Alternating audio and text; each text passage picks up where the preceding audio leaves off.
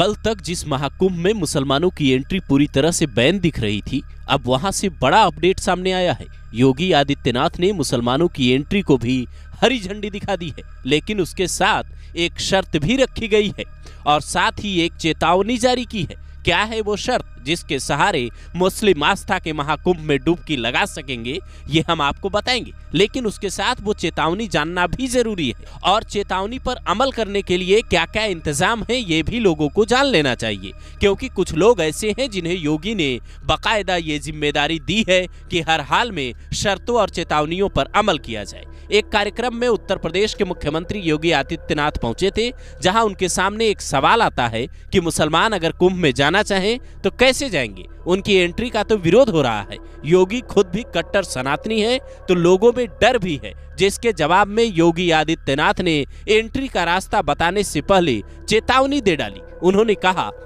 45 करोड़ भक्तों के लिए हो रहे सबसे बड़े आयोजन में कोई भी गलत नियत के साथ ना आए, क्योंकि अगर किसी ने यहाँ आकर सनातन का अपमान करने की कोशिश की तो उसकी डेंटिंग पेंटिंग कर दी जाएगी।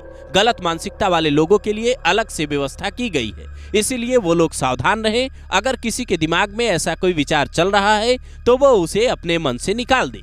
तो ये थी चेतावनी वाली बात जो योगी ने गलत लोगों के लिए जारी की। अब मुसलमानों की एंट्री वाली शर्त सुनिए, लेकिन ये भी जान लीजिए कि वो लोग कौन हैं जो डेंटिंग पेंटिंग के लिए कुंभ में साजिश रच रहे हैं। दरअसल योगी ने पुलिस और एटीएस से लेकर देश की सारी गुप्तचर संस्थाएं भी एक्टिव की हुई है और अगर किसी ने माहौल खराब करने की कोशिश की तो योगी के कमांडो उसे वहीं धर लेंगे। वो संत के वेश में भी हो सकते हैं, वो दुकानदार भी हो सकते हैं, या फिर वो आम भक्तों की भीड़ में घूम रहे आम इंसान भी हो सकते हैं। इसके साथ ही योगी ने मुसलमानों के स्वागत की भी बात कही है।